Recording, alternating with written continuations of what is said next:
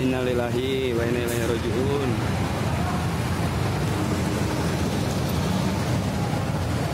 Astagfirullahaladzim.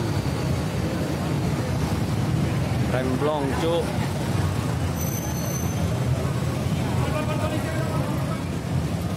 Astagfirullah.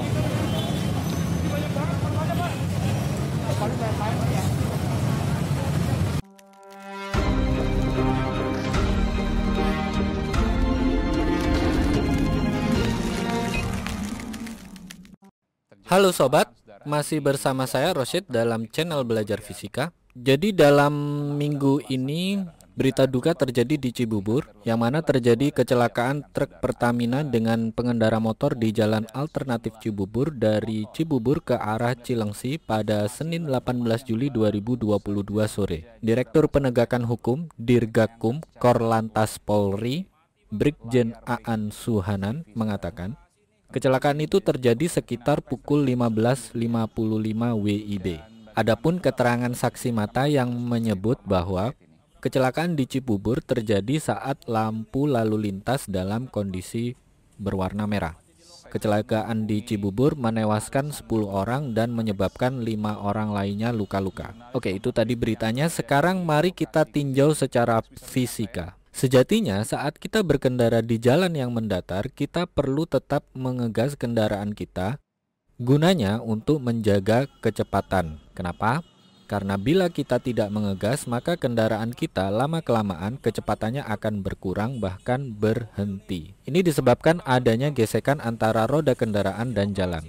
Secara sederhana sebagai berikut. Misal kita berkendara di jalan yang mendatar, ada gaya gesek yang nilainya sekian persen dari gaya berat kendaraan beserta pengendaranya, dan diperlukan gaya pengereman tambahan guna menghentikan kendaraan.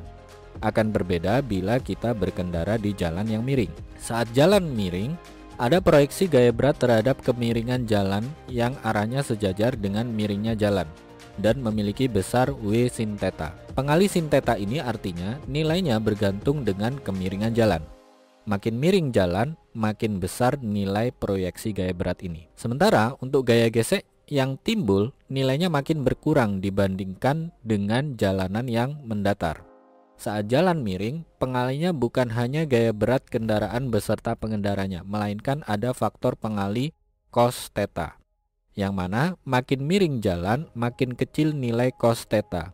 Artinya makin miring jalan, makin kecil gaya gesek kendaraan dan jalan. Sehingga saat berkendara di jalan yang miring dibutuhkan gaya pengereman yang lebih besar daripada saat berada di jalan yang mendatar. Untuk lebih jelasnya kita gunakan angka. Misal kita berkendara di jalan yang mendatar dengan kecepatan sedang, katakanlah 36 km per jam. Dalam satuan internasional, ini nilainya adalah sama dengan 10 meter per second. Apabila tiba-tiba kita mengerem hingga berhenti, yaitu kecepatan akhirnya 0, dan terukur jarak hentinya adalah 1 meter, maka diperlukan perlambatan sebesar 50 meter per second kuadrat. Ingat rumus gerak V kuadrat sama dengan V0 kuadrat plus 2AS. Nilai perlambatan ini akan berkali-kali lipat apabila kita meningkatkan kelajuan kendaraan. Dari rumus gerak disimpulkan bahwa A sebanding dengan V kuadrat. Oke, tadi diperlukan perlambatan 50 meter per second kuadrat untuk menghentikan kendaraan yang sedang melaju dengan kecepatan 10 meter per second dalam jarak henti 1 meter. Artinya saat melaju dengan kecepatan yang lebih tinggi 72 km per jam misalnya, atau senilai dengan 20 meter per second, diperlukan perlambatan sebesar 200 meter per second kuadrat dalam jarak henti yang sama, yaitu 1 meter. Dengan demikian, artinya diperlukan perlambatan menjadi 4 kali lipat saat kita meningkatkan kecepatan kendaraan menjadi 2 kalinya. Akan tetapi, karena keterbatasan sistem pengereman masing-masing kendaraan itu berbeda-beda, maka alih-alih memaksimalkan nilai perlambatan untuk menghindari kasus remblong, maka biasanya digunakan cara lain, yaitu dengan cara memperpanjang jarak henti. Dengan demikian, jika nilai perlambatannya tetap 50 meter per second kuadrat, saat kita meningkatkan kecepatan kendaraan menjadi 2 kalinya, maka jarak henti yang diperlukan menjadi 4 meter atau 4 kalinya. Oke, itu tadi nilai perlambatannya. Bagaimana dengan gayanya? Sobat ingat hukum 2 Newton, yang mana sigma F sama dengan M kali A. Jika gaya gesek kendaraan dan jalan maksimal 50% dari berat kendaraan beserta pengendaranya, misal pada kasus di Cibubur, massa tangki adalah 30 ton. Massa 30 ton itu berarti sama dengan 30.000 kg. Maka beratnya adalah 300.000 Newton. Jadi maksimal gaya gesek yang timbul itu adalah 150.000 Newton. Dengan demikian, dari hukum 2 Newton tadi kita peroleh negatif gaya pengereman minus gaya gesek sama dengan M kali A.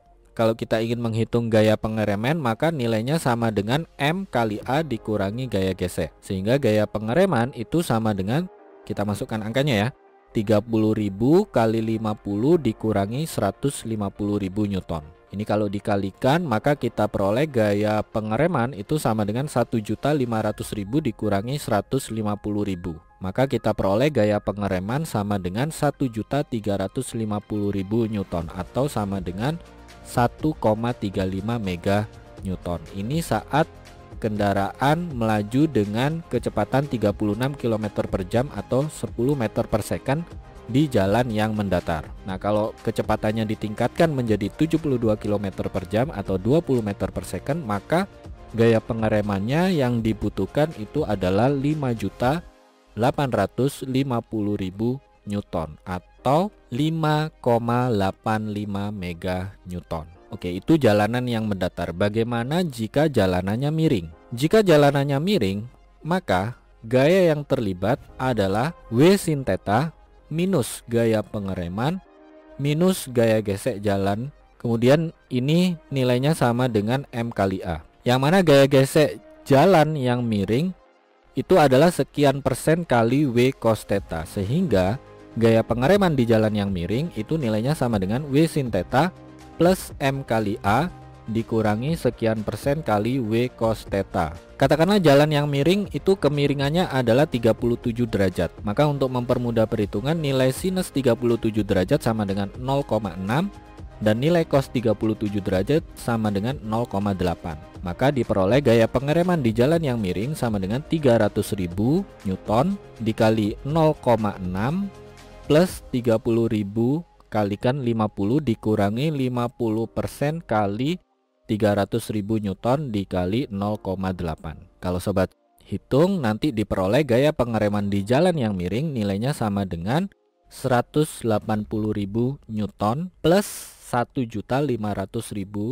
Newton dikurangi 120.000 Newton. Jadi gaya pengereman di jalan yang miring nilainya sama dengan 1.560.000 Newton atau 1,56 mega Newton. Artinya diperlukan gaya pengereman tambahan sebesar 210.000 Newton dibandingkan saat berada di jalan yang mendatar. Nah, nilai tambahan yang sama diperlukan jika kelajuan kendaraan adalah 72 km per jam.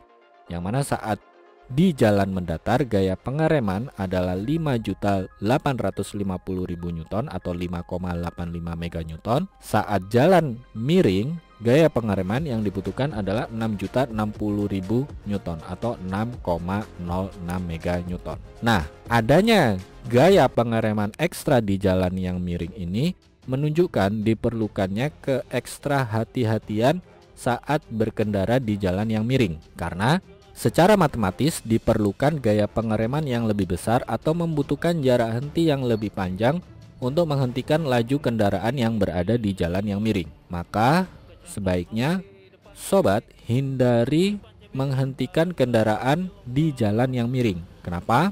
Karena posisi kita yang berhenti di jalan yang miring belum tentu kendaraan di belakang kita yang masih melaju itu bisa berhenti secara tiba-tiba.